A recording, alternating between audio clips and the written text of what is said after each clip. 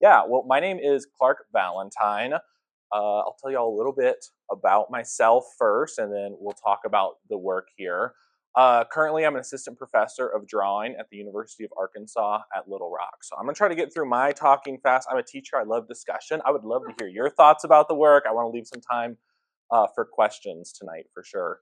I grew up here in Colorado Springs, so I'm a native to this area. When I was going into undergrad, I applied all over the country and I got a super sweet scholarship to study at UCCS. And I said, absolutely, I'll stay in Colorado Springs. So I did my undergrad at UCCS, going into grad school for an MFA.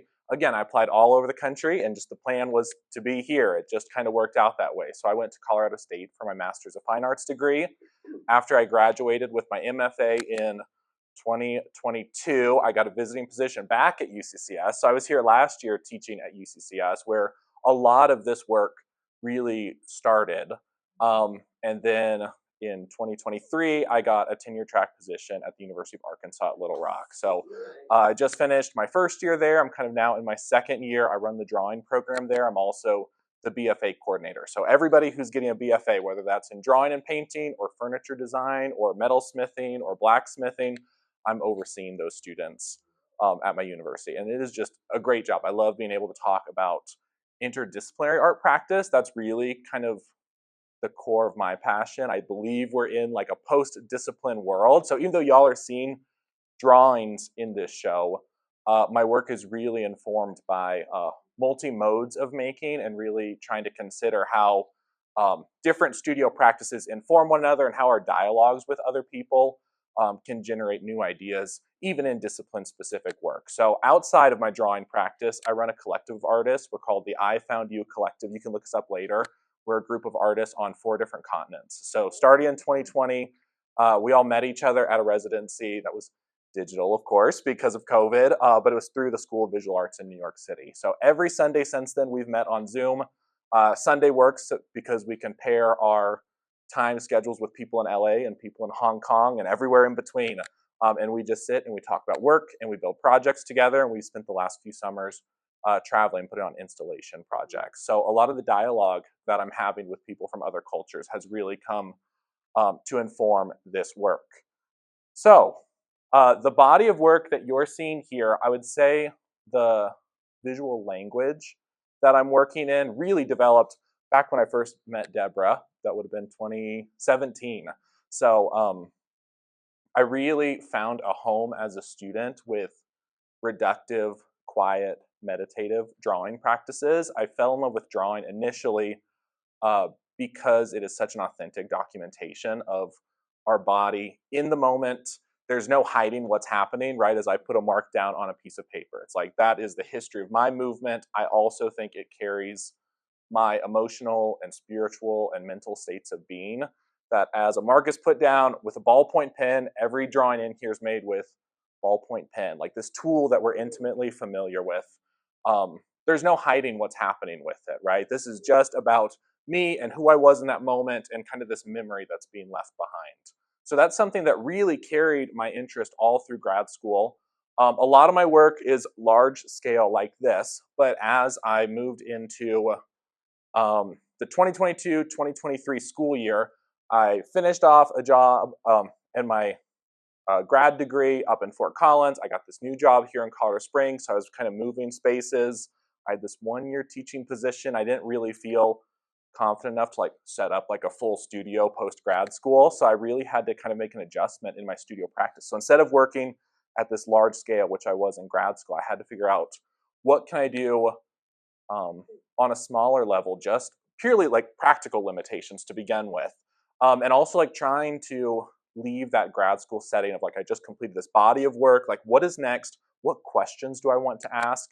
And my work is really rooted in ideation. So I started with these small pieces that you see in the back of the space over here, specifically the ones that have 4 sides to them. So these like variations of the rectangle. And one day I was sitting in my studio, which was like, I'll just be honest with y'all, it was like a kitchen table at the time, right? I didn't have a drafting table set up. I had a kitchen table and I had a stack of black paper.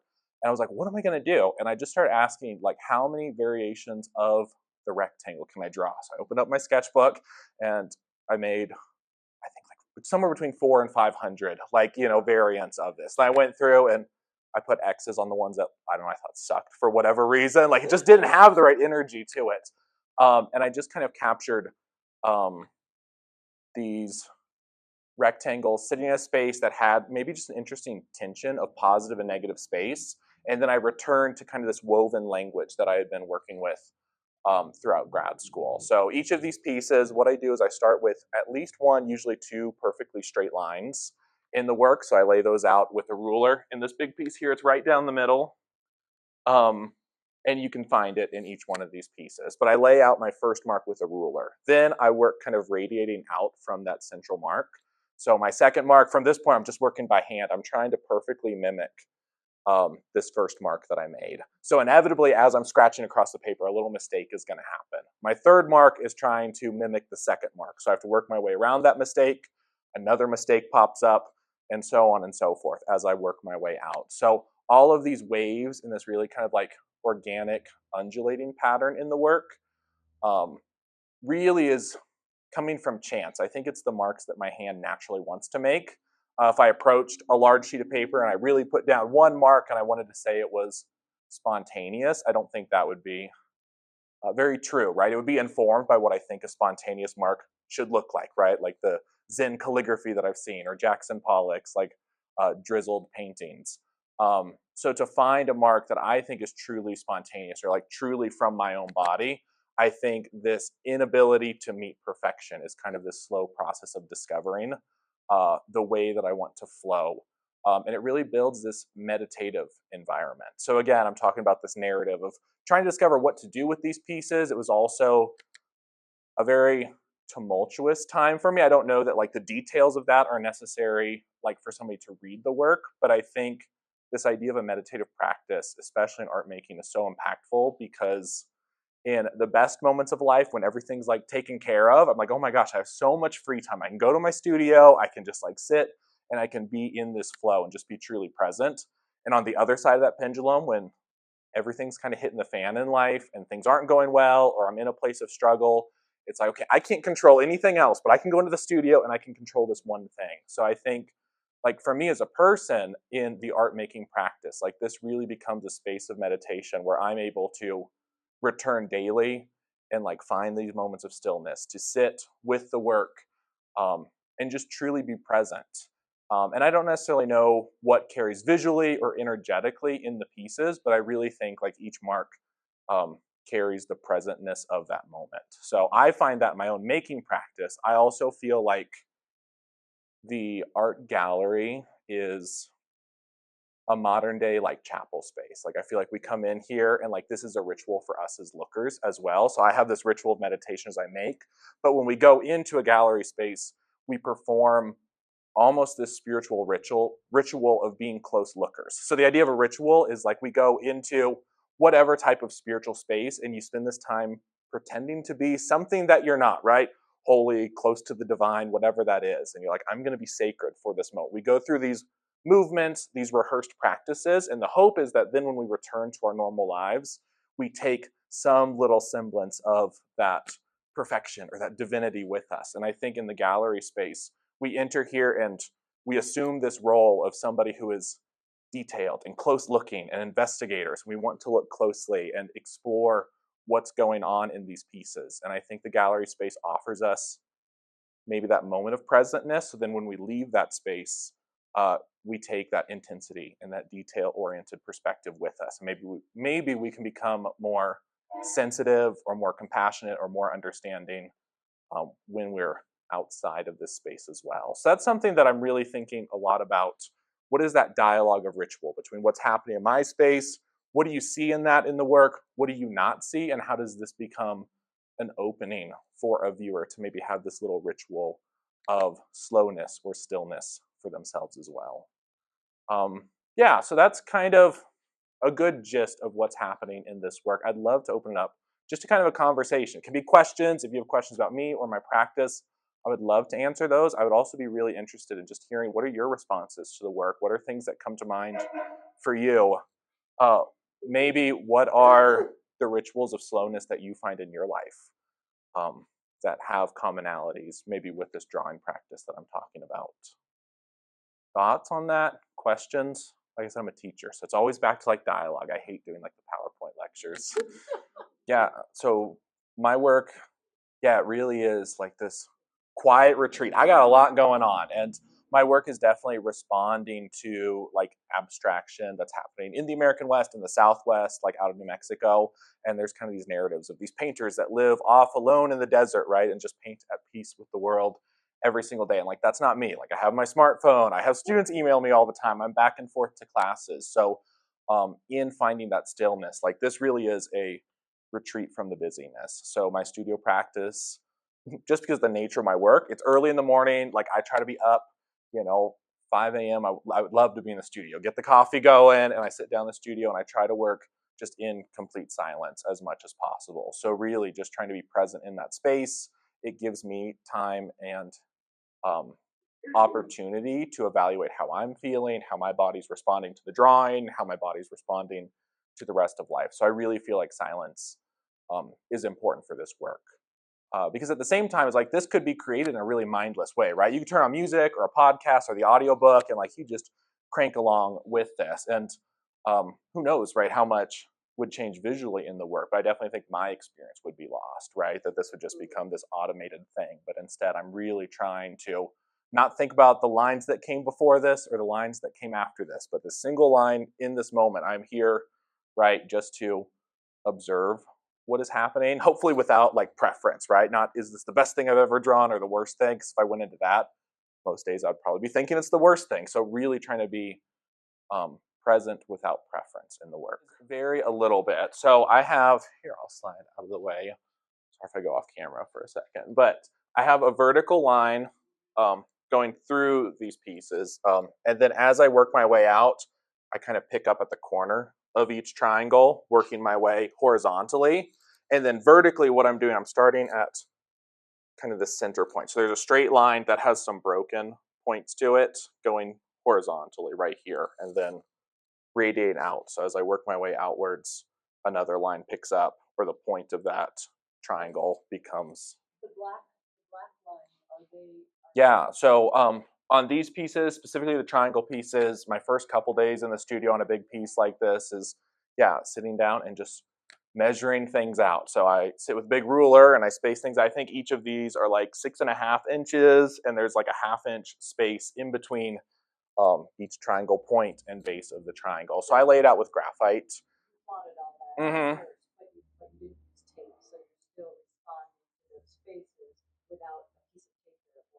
Correct. Yeah. Mm-hmm. Yep. So there's no tape. So I'll place my marks with graphite. Sometimes I'll give like a hint of a line to kind of show where that edge is going to be. But I really love the imperfections that happen, and I'm trying to play back and forth with these pieces, the triangle one specifically, of yeah, how do I find that right amount of looseness but also some like clarity in those edges. I love where it looks like this is a piece of lace that's been cut with a razor blade, and there's kind of like fragments of lines that are left behind.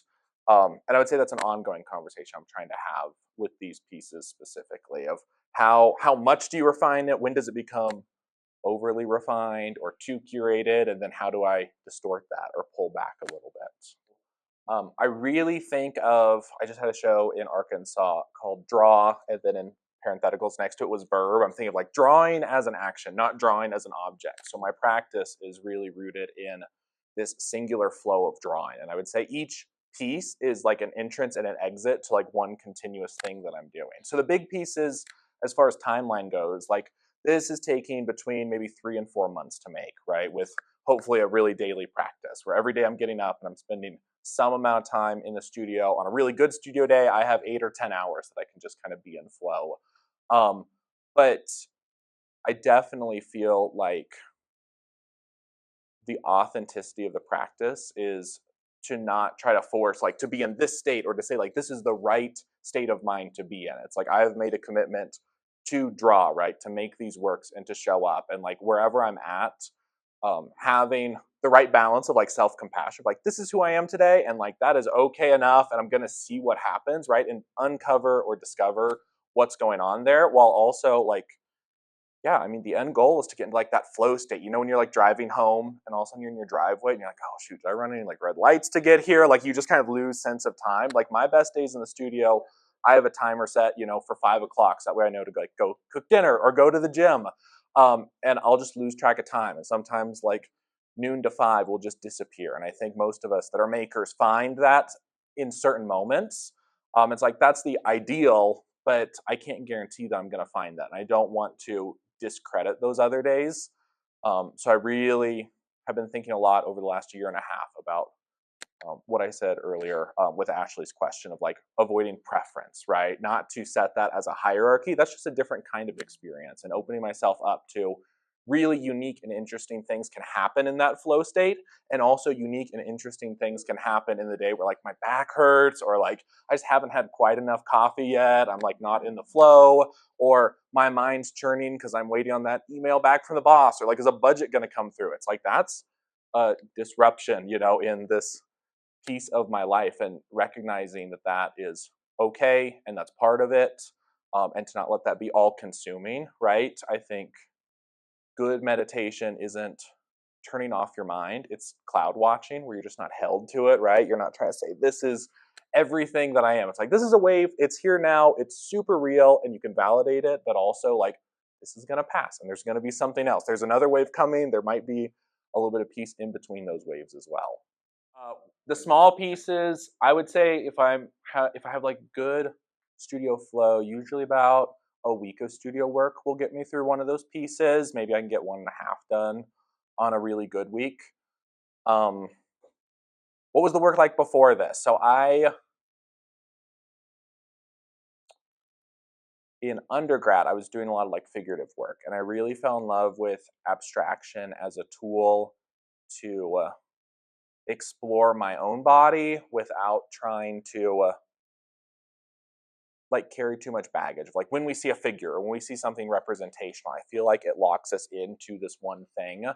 Um, and I was having a lot of trouble trying to figure out how do I bring in my own narrative or my own experience or imply other experiences with the figurative image. So that like very quickly got pushed out through a lot of like weeping and gnashing of teeth. Like it was, you know, very unpleasant to get rid of that. But I feel like abstraction from early on in undergrad became a space where I could think about my body and think about slowness, which was present in the work, right? It's like when, you know, I teach observational drawing in my job, and it's like, I love seeing students as they're like trying to solve a still life. It's like they go into the exact state of mind as I'm in, right? When they're trying to get that shading just right, or they're looking at the nuances of light. So I see commonalities in that making practice, but I think it became the subject matter of the work when I moved into abstraction. Um, so I've been working with this kind of visual language, specifically these woven lines, since 2020 in COVID. So I was doing a lot of like messy charcoal drawings before COVID, and then right, our world kind of upended, and I went from having this big, nice graduate studio space to again working at a kitchen table that had to be cleaned up for dinner every night. Um, and the line just became this new opportunity for me to think about movement and like disrupt the materials that I was working with. And it's kind of been a slow build over the last 4 years now, um, to where this is now. I don't know that I'm held to it permanently. I think my work is a lot of really small incremental steps. So I see a lot of change, like going from the rectangles to the triangles, and the triangles, the most recent piece in here is those circles. And I'm like, oh my gosh, I'm getting real crazy with some circles. And people see tightness in the work. But for me, it's like that was this act of courage for me to go with a circle, because how is that going to change things? I don't know. So I think the drawing practice is making these really small, subtle shifts. I don't know where that's going, but in addition, I'm doing installation work with my collective. I'm working on some like performance pieces right now. So I have a lot of other things that are informing my practice, and I think it returns to the drawing. But I think drawing is kind of like this consistent thing that's happening while all these other um, scattered experiences are going on, and maybe they're all going to connect at some point, or maybe I'll have to like edit out things that aren't working. um yeah. So again, these small pieces is where cloth starts. So I've called the larger pieces weavings. um and then I was just thinking about like intimacy of like cloth, especially like these small claws that are like scraps of things, like the way that we handle certain materials, especially at that scale with like delicacy. I think of like moments where, right, like I'm in um, a thrift store or like a hobby store, and I like find just like these really beautiful, delicate materials. We were just talking about, yeah, thrift store shopping, and like when you just pick something up and you kind of fall in love with the materiality of it, and I feel like that um, there's a connection there in the way that I respond to these as finished objects, and then how I respond to like discoveries within fabric. I also think like this idea of like warp and weft intersecting, um, right? You know, so this narrative of weaving, how that relates to cloth or fabric. And in my work, like I'm really thinking about the history of the grid and its like relationship to abstraction. So instead of like calling them grids, which has this like really like sterile tradition, I think the cloth is something that also has like a really rich uh, conversation about the grid, about process, about craft, but I think it like starts to step away from some like the gendered like painterly narratives that we have around the grid. So I feel like there's something within the cloth that carries these conversations of the grid, but doesn't hold me just to like this one tradition of like the Western painter and abstraction itself. Yeah. Yeah. So my work in grad school was extremely organic. And then I like discovered these shapes, really trying to think about like positive negative space, like how can I allow the negative space of the paper to become as important as the marks that I've made. So like presence and absence, and I think that really came to be especially in these like triangle pieces where I feel like there's moments where the negative space, this black in between the triangles, almost like pulls forward and there's this implied field that carries on in the background. But there's a really like rigid quality to this where I feel like I'm becoming maybe too calculated in certain moments, or like I'm composing in ways that can be helpful but also like pull away from just the line itself. And I was trying to think like how do I let these two things exist at once, where that negative space of the paper comes through, where edges can be crafted and thought out, but not like overly choreographed. So I think that's where the circle, just because there's a softness, there's also gonna be like more variety of like how the lines are hitting at different angles. Versus here, it's like the same thing's happening about 180 times. And that's interesting to me, and I think there's nuance, but like every single line builds its own narrative in the circle. And kind of the next move is to take that and move it up to a scale about 50 by 60 inches with the same size lines. I'm not sure what's going to happen there. Um, yeah, and it's just asking these little questions. I think that's what the studio is. It's just kind of like, I wonder what if dot dot dot, and then you put it into play. And a lot of times it works, and a lot of times it doesn't. So a big part of my practice is editing. So right, these are the works that made it through. Right, either there wasn't a mistake somewhere through the process, or the work. Sometimes I finish it, and it like did what it was supposed to do, but it's not quite enough. And you just have to say, like, this was an experience. It's not about the product. You just have to like detach yourself and yeah, let that time kind of go away and just say, okay, that piece isn't going to be shown. That's not going to be a part of the narrative that I'm putting out into the world. So if you see the circle piece at a large scale, it means something went right. If you don't ever see it, it means it probably happened, but something didn't go too well and it wasn't the right answer. So I went on to something else. Cool. Well, thank you all so much for having me tonight. I really appreciate the opportunity to talk about the work and to show here. Thank you.